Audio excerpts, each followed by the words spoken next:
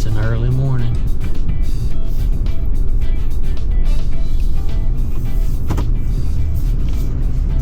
Early for me, but not too early for others. I was trying to actually leave a little bit sooner. I am headed to our project we are pouring this morning. Is a very large project. It's a sports Barndominium. They started the pour around 4 o'clock in the morning. It's 5:40 right now, and I'm just heading out. So I'm probably not going to get there till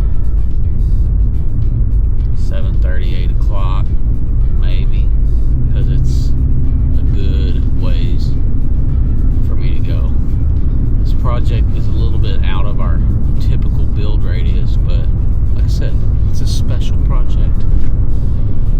Okay, we're gonna head on that way.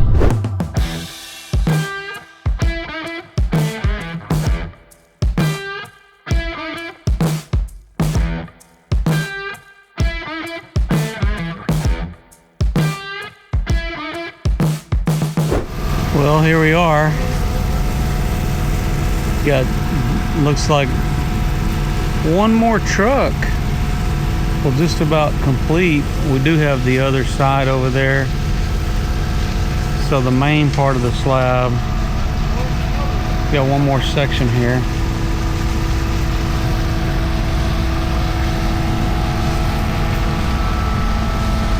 Pump truck on site this morning.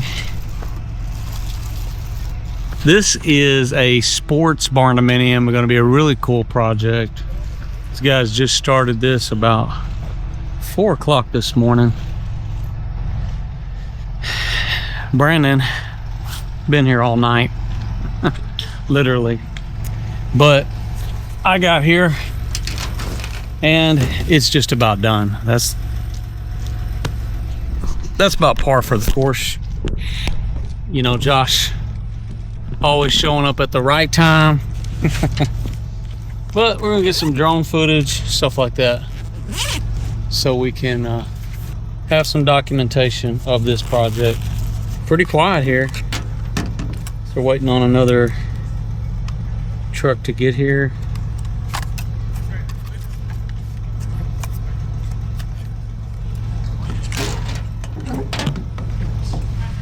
I'm gonna fly the drone a little bit and get some footage. Keep forgetting to bring my card though, so I'm gonna have to probably delete some footage off the internal drive just to do this.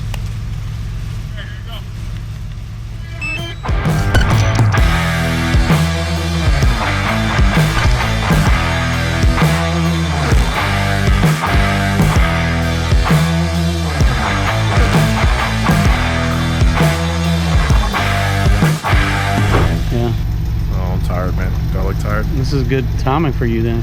Yeah. I'll probably talk slow. I'm gonna talk slow right now. Yeah, it's good. Yeah. All right. What do you want me to say? Just to overview what we're doing? Well, we're out here on this project and we're getting it done. Been out here since, I don't know. Well, I've been out here all night since about 7:30 last night. But guys started showing up about 3 a.m. for this concrete pour. Started at 4. And I don't know, I'd say it's about 9 o'clock now, and we're about wrapping up. We got one more truck coming, and we'll have our tag to finalize. But everything went real good. Really no problems, and we had trucks coming pretty consistently, and good pour. And it's gonna be a 280-yard pour, pretty good size slab over here. So, did you have any logistical challenges on this? Well, you'll probably see this beforehand, but my truck went down, and so we were kind of scrambling the day before trying to figure out how we're going to get here and get a light tower and get all the materials. You know, I got to bring embeds and conduit and just all the various things that I do before we do the slab, pour the slab. So it was a little bit of a kind of mad scramble yesterday morning trying to figure out how we're going to get me here and get everything here that we need, but we worked it out, thankfully. And what about the situation here with accessibility? And yeah, so accessibility is pretty tight here, as you'll see through some of the footage and stuff. And initially we had planned on pulling the pump truck in kind of where we're standing now on the front of the slab, but when the foundation guys were cleaning out grade beams and prepping the slab, they had a packed pile of dirt, which we weren't expecting here, which shifted our dumpster. We had further back, they had to shift the dumpster forward and pushed our pump truck back, and our pump truck was stretched, I mean, as far as it could, and guys were, you know, leaning on the hose like this, trying to get the last little bit spread over on that far side there. But because yeah, overall, it was tight. What's the distance reach here? That's a 47 meter truck, so that truck will reach 135 feet from the center point it's mounted on the truck. It's got a 135 foot reach. Our slab is 125, and he's off of it by over 10 feet. So I mean, we were stretching, trying to get that last little bit over there. And then, you know, we planned on cleaning out up kind of closer towards that entrance there, but because of where the pump had to sit, we had to shift our clean out over to the old gate accessibility that we had. And I don't know, it was a little fun this morning figuring all that out. So on this one, there's some specifications on the slab. Because there's going to be a basketball court here, we actually had to set what we typically consider our shot portion. Normally is 1.5 inches lower. We had to go 2 inches lower than the living footage there. So that was a little bit different and required a little bit of extra coordination there. And we've got porches on it too, and then we have a mechanical room we added in the back, which that is actually sitting 1.5 inches lower than our finished shop floor, because that's where we're going to have our PEX manifold. We're going to have our water coming in there, and our tankless water heater, all that stuff in there. So we wanted to make sure that was lower than any finished space, so if anything leaked in the future, you know, because this being a basketball court, any water getting on this is a big issue.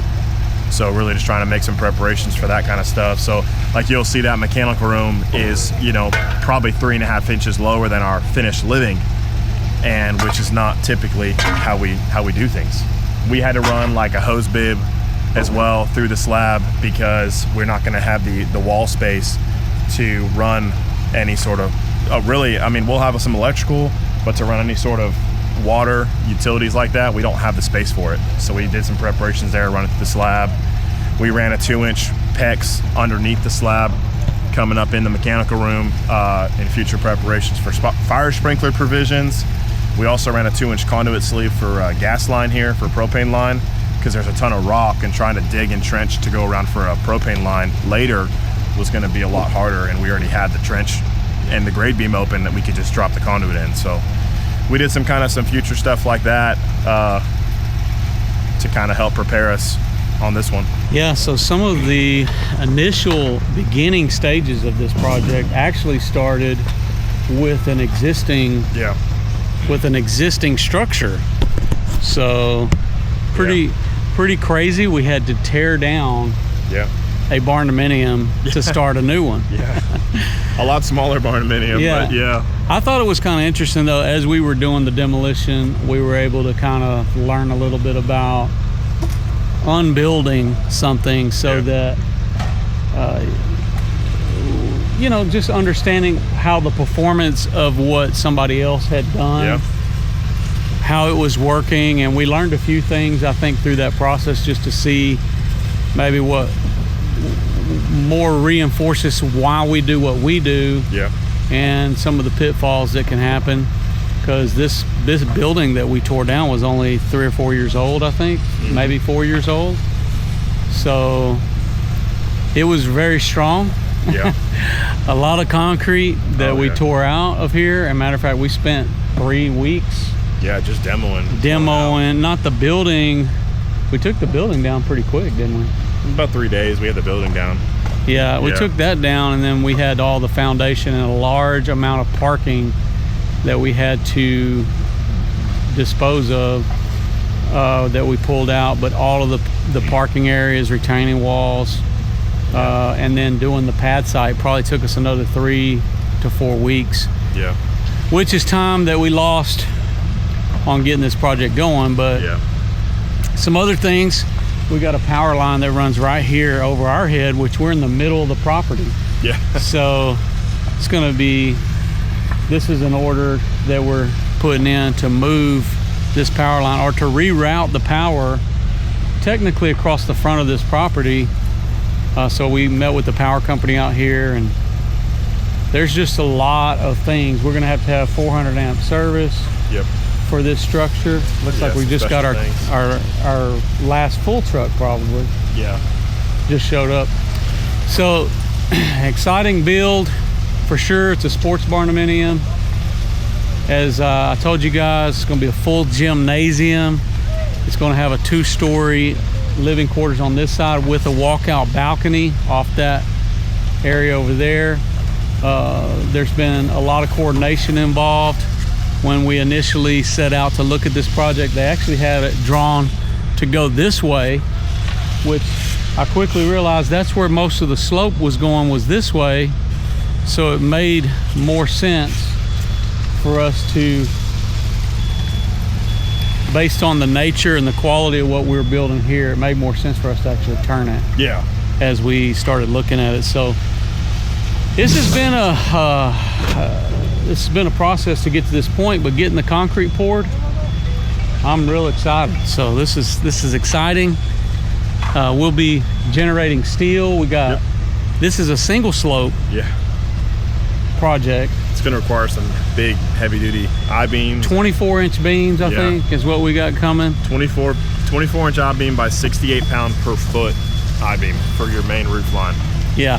It's some heavy duty stuff here. So yeah, of course we'll be showing you guys more updates on this as we get into the framing, but this will be exciting. This is going to be one you want to follow along.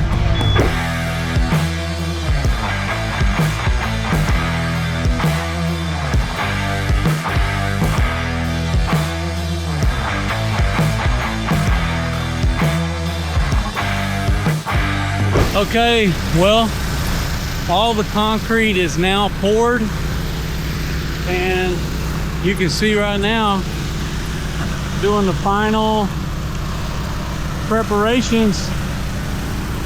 This is going to be the 2-story living area right here. There's going to be a little porch spot, comes right off the front, and then this will be the full court basketball gymnasium out here where the guys are working now. So this part's pretty much done. It's already pretty looking good. It's slicked off. So yeah, this is going to be awesome. Should be exciting. See this project come underway, and the steel ordered and everything else that we need done here. So yeah, it's coming along. Guys, if you haven't already subscribed to the channel, please do that now. Don't forget to follow us on Facebook and Instagram. I'm Josh Helm, wishing you all the best. Thanks for watching. Texas Best.